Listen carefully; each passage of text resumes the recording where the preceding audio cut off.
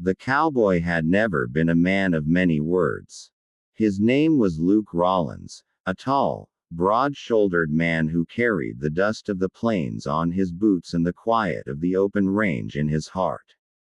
Life for Luke was simple, and that's exactly how he liked it. The sunrise over the mesa, the lowing of cattle, the creak of saddle leather, these were the sounds that made sense to him. He'd spent his whole life working under the wide Texas sky, never needing much more than his horse, his hat, and a warm meal at the end of the day. Luke wasn't the kind of man who dreamed about marriage. He figured some folks were made for settling down, and others were made to keep riding.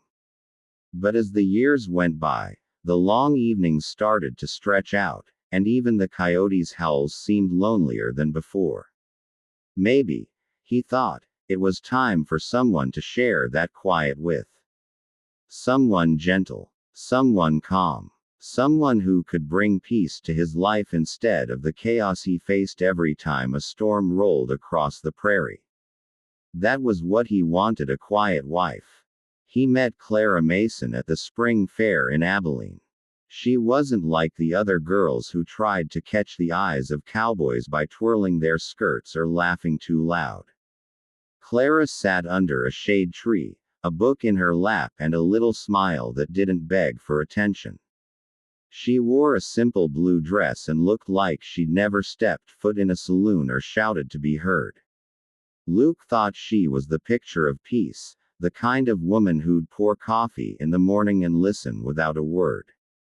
The kind who'd sit on the porch swing while the day drifted into night. He asked around and found out she was the schoolteacher's daughter, recently come to town from Kansas. A few more questions told him she was unmarried, polite, and sensible. Luke tipped his hat, walked over, and introduced himself. Clara smiled, quiet as a prayer, and that was it. He was done for. They courted through summer, slow and steady. Luke brought her flowers when he remembered, and she baked him pies that could make a man believe in heaven. They didn't talk much, but Luke liked that. He thought silence between two people meant they understood each other.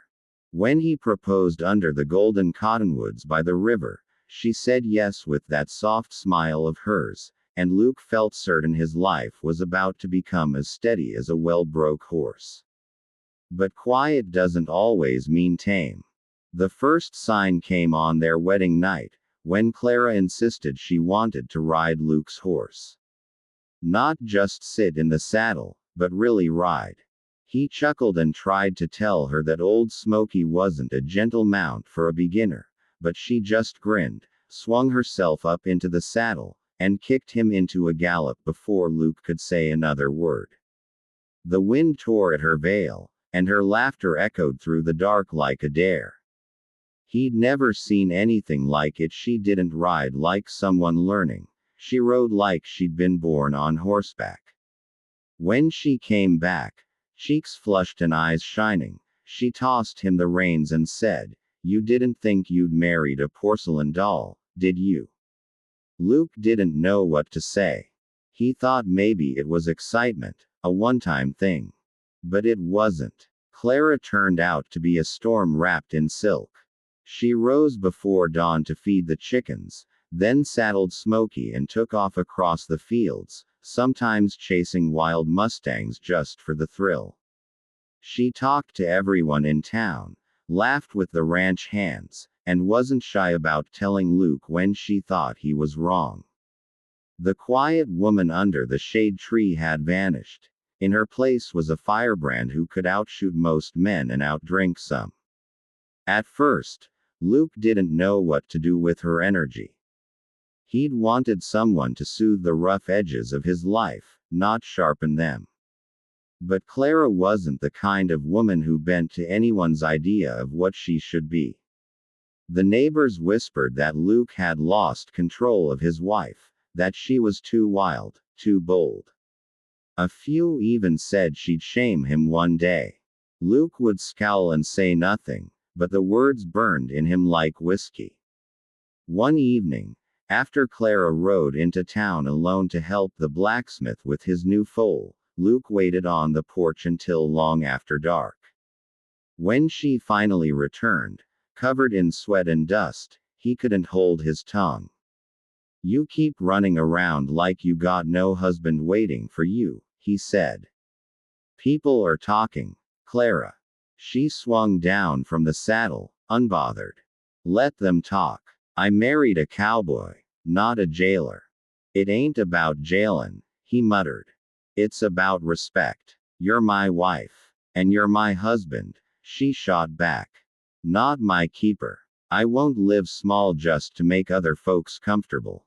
Her eyes were fierce, and in that moment Luke saw something wild and unbroken staring back at him, something he couldn't tame and wasn't sure he wanted to. He walked inside without another word, poured himself a drink, and sat at the table staring at the wall. The days that followed were quieter, but it wasn't the peace Luke had wanted. Clara still did her chores, still smiled, but there was a distance in her. One night, Luke found her sitting on the porch, looking out over the dark land. She didn't turn when he came out. "I used to think I wanted a quiet life too," she said softly. "But quiet for me means freedom, not silence." Luke didn't answer right away. The wind rustled the grass, and somewhere far off, a coyote called. He realized then that he'd been chasing his own kind of quiet, a life with no surprises, no storms, no noise. But maybe that kind of quiet was just another kind of emptiness. "Freedom's loud sometimes," he said finally. She smiled faintly. "So is love." After that, something in him began to shift. He started riding with her in the mornings, learning to laugh when she spurred her horse faster than his. He watched her race across the plains with her hair flying and thought she looked like the wind itself, wild and untouchable. The more he tried to hold her still, the more he'd lose her. But when he rode beside her, when he met her fire with his steadiness, they found a rhythm that worked. Their ranch began to change too. Clara brought color to it, flowers in the windows, music in the evenings, laughter from visiting friends. She started a small school for the ranch hands, children, teaching them to read and write. Luke still preferred the quiet of the range, but he found himself drawn to her noise, her light. Sometimes, when she'd dance barefoot under the stars, he'd sit on the porch and watch, realizing that peace didn't always mean stillness. Sometimes peace was knowing the chaos was yours, that the wild woman twirling in the moonlight had chosen you. Years went by, and folks around Abilene stopped whispering. They started saying Luke and Clara Rollins were the most devoted pair in 3 counties. Sure, they argued, Lord, they argued, but they always came back together, stronger for it. Luke never did break her spirit, and Clara never tried to change his nature. They learned instead to ride side by side, 2 different souls moving in the same direction. One autumn evening, long after the last cattle drive of the season, Luke sat on the porch with a cup of coffee, watching the sun sink behind the hills. Clara came out, her hands dusted with flour from baking bread. She sat beside him, resting her head on his shoulder. The land stretched out before them, golden and endless. "You remember when you said you wanted a quiet wife?" she murmured. He chuckled. "Reckon I got the opposite. Do you regret it?" Luke thought about the years behind them, the laughter, the fights, the wild rides through rain and dust, the nights spent holding each other when storms rolled in. He looked down at her, at the woman who'd turned his quiet world upside down, and smiled. "Not for a single day," he said. She grinned, eyes twinkling. "Good. 'Cause I don't plan on getting tame anytime soon. Wouldn't have you any other way," he said, kissing the top of her head. The stars came out one by one, the same stars they'd both grown up under, though they'd meant something different then. Luke realized he hadn't lost the quiet he'd once wanted. He'd just found a new kind of quiet, one that lived in the steady beat of her heart against his, in the soft way she laughed when the wind tousled her hair, in the knowledge that he was loved by someone who refused to be anything less than herself. A cowboy had wanted a quiet wife, but what he got was a wild one who rode, and somehow, that wildness was the very thing that made his life complete.